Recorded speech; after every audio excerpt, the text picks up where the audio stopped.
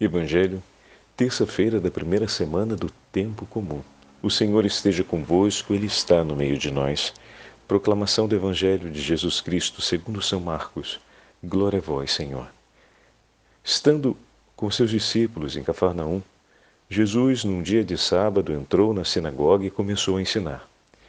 Todos ficavam admirados com o seu ensinamento, pois ensinava como quem tem autoridade, não como os mestres da lei.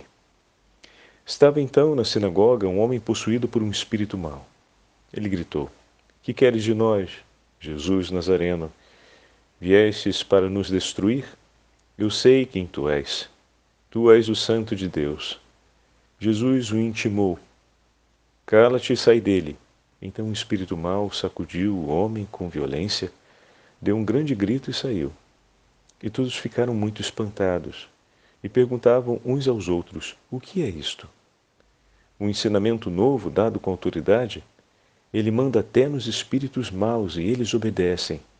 E a fama de Jesus logo se espalhou por toda parte, em toda a região da Galiléia. Palavra da salvação. Glória a vós, Senhor. Terça-feira da primeira semana do Tempo Comum, em nome do Pai, do Filho e do Espírito Santo. Amém. Queridos irmãos e irmãs, o Tempo Comum começa com o primeiro capítulo do Evangelho de São Marcos, onde Jesus cumpre o seu primeiro ato no ensinamento messiânico. Então Jesus está, o Evangelho de São Marcos, se nós pegamos a primeira página, nós começamos com a pregação de João Batista, que é o anúncio do precursor, da vinda do Senhor. Em seguida temos o batismo do Senhor e logo o texto da tentação. E a inauguração de sua pregação. Jesus, diante dos homens, dá continuidade à voz de João Batista: arrependei-vos e crede no Evangelho. A partir dali, sempre de maneira muito compacta, Marcos mostra o chamado dos primeiros apóstolos e logo em seguida o início apostólico, a ação de Nosso Senhor, a primeira pregação, a primeira obra realizado, o primeiro ato realizado, cumprido pelo Senhor no seu ministério na Galileia é um exorcismo. Então, pela primeira vez, o Senhor cumpre um ato na sinagoga. E essa manifestação do Senhor como Messias, como Senhor, acontece exatamente no lugar consagrado a Deus para ser o lugar de encontro com o seu povo, a sinagoga, o lugar onde o povo se recolhia para ouvir a palavra de Deus. E ali, o Verbo de Deus que se fez carne, e ali a palavra por excelência, Cristo Jesus, anuncia a boa nova do Evangelho, Ele que é o Evangelho vivo do Pai, e as forças infernais não suportam isso. E naquele momento se rebelam, se fazem ver, porque não suportam a presença de Deus. Onde há a luz, não perseveram as trevas, se dissipam as trevas. E naquele momento tentam ainda, por uma última vez, ludibriar os homens e levar ao coração deles a confusão sobre tudo o que está acontecendo. E nosso Senhor ordena que se calem e ordena que imediatamente saiam dali. O testemunho válido é o testemunho do Pai, aquele que ouvimos na celebração do batismo.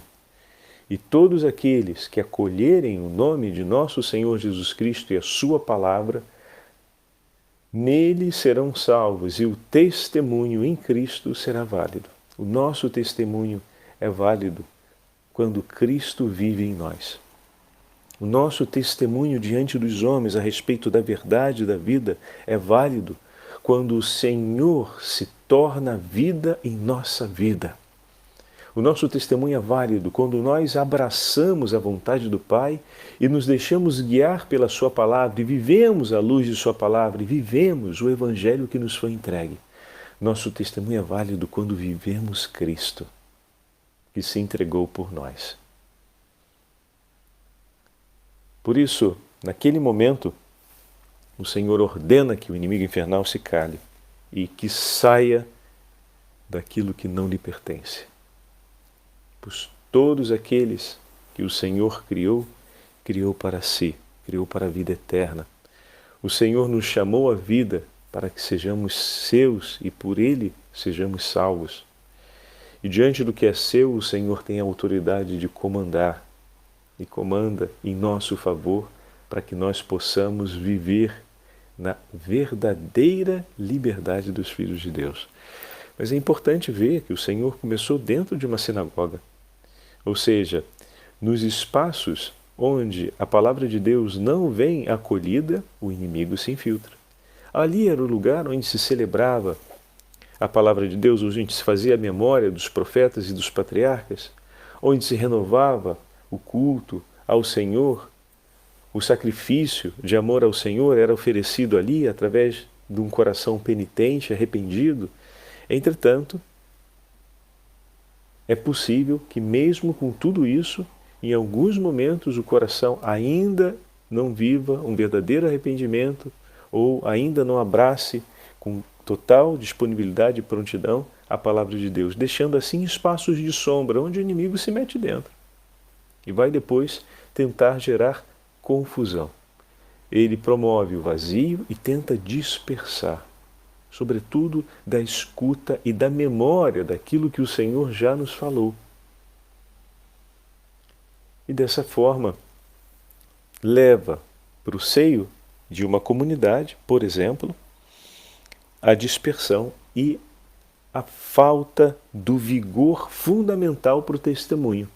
E dessa forma, esteriliza uma comunidade que vai abandonando Cristo e a vida que vem de Cristo, ou seja, que vai abandonando a vivência evangélica, pode permanecer comunidade, mas começa a se tornar estéril, porque não frutifica mais as coisas de Deus no seio deles. Então, a misericórdia, a paz, a tolerância, a compreensão, a concórdia, sobretudo a generosidade, o louvor a Deus, a oração, a piedade, tudo isso vai caducando, vai deixando de acontecer. Porque a primeira coisa que o inimigo faz é varrer tudo aquilo que possa lembrar Deus e aproximar outra vez o homem do Senhor.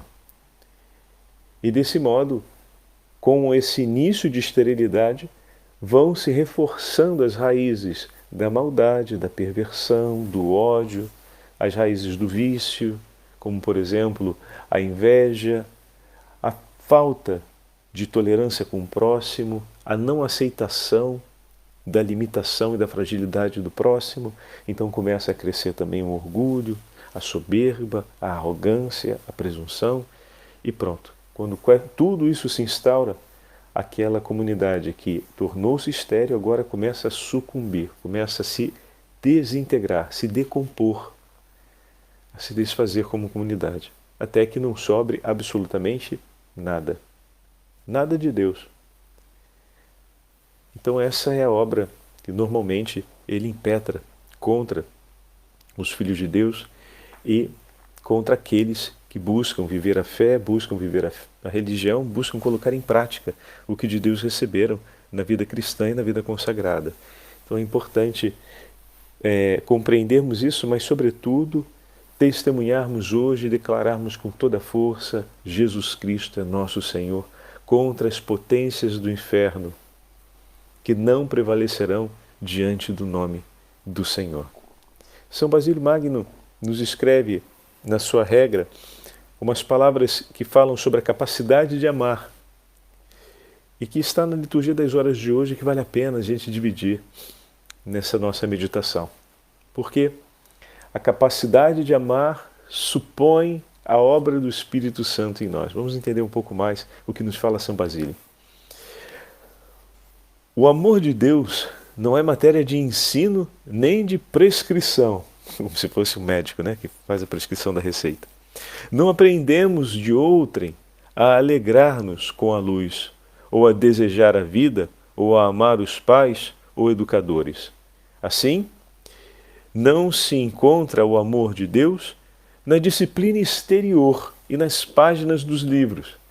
Mas quando é criado o ser vivo, isto é, o homem, a força da razão foi, como semente, inserida nele, uma força que contém em si a capacidade e a inclinação natural de amar.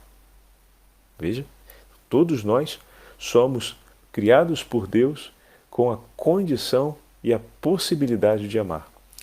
Logo que entra na escola dos divinos preceitos, o homem toma conhecimento desta força. Então, logo que começa a ser introduzido nos temas da fé, daquilo que diz respeito à vida divina, o homem toma conhecimento dessa força que já existe nele, apressando-se em cultivá-la com ardor, nutri-la com sabedoria e levá-la à perfeição com o auxílio da graça de Deus.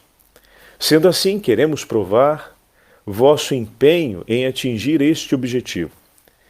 Pela graça de Deus e contando com as vossas preces, nós nos esforçaremos, segundo a capacidade dada pelo Espírito Santo, por suscitar a centelha do amor divino escondida no meio de vós. Antes de mais nada, nós dele recebemos antecipadamente a força e a capacidade de pôr em prática todos os mandamentos que Deus nos deu. Por isso, não nos aflijamos, irmãos, como se nos fosse exigido algo de incomum, fora das nossas possibilidades. Nem nos tornemos vaidosos pensando que damos mais do que havíamos recebido quando fazemos as boas coisas. Se usarmos bem destas forças que o Senhor nos concedeu, levaremos uma vida virtuosa. No entanto, quando são mal empregadas, nos fazem cair no pecado. Ora, o pecado se define como o mau uso, o uso contrário à vontade de Deus daquilo que Ele nos deu para o bem. E pelo contrário, a virtude, como Deus a quer, é o desenvolvimento destas faculdades que brotam da consciência reta, segundo o preceito de Deus. O mesmo diremos a respeito da caridade. Ao recebermos o mandato de amar a Deus, já possuímos a capacidade de fá-lo. Plantada em nós desde a primeira criação. Não há necessidade de provas externas.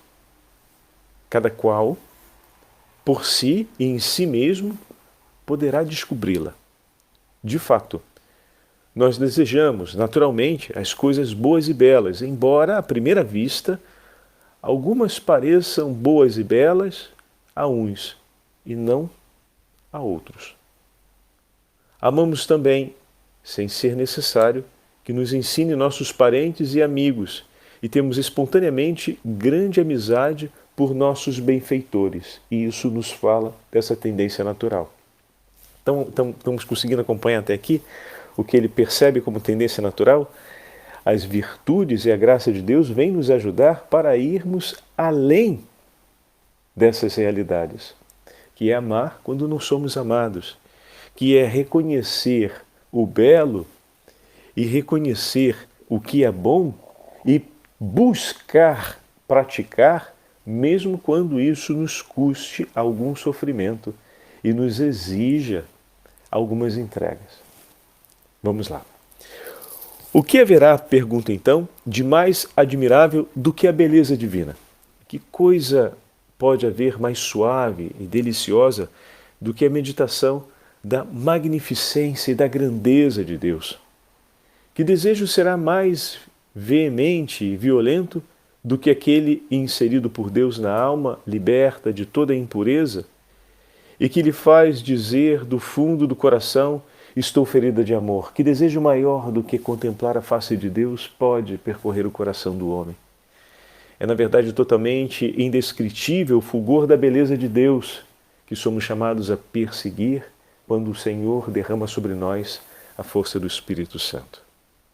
Eu vos amo, Senhor, sois minha força, minha rocha, meu refúgio, meu Salvador, meu libertador contra as forças do inimigo infernal, minha paz, minha vida. O Senhor esteja convosco, Ele está no meio de nós. Pela intercessão de São Basílio Magno e pela intercessão da Beatíssima Virgem Maria, a Santa Mãe de Deus, e pela intercessão de São Miguel Arcanjo, Abençoe-vos o Deus Todo-Poderoso, Pai, Filho e Espírito Santo. Amém.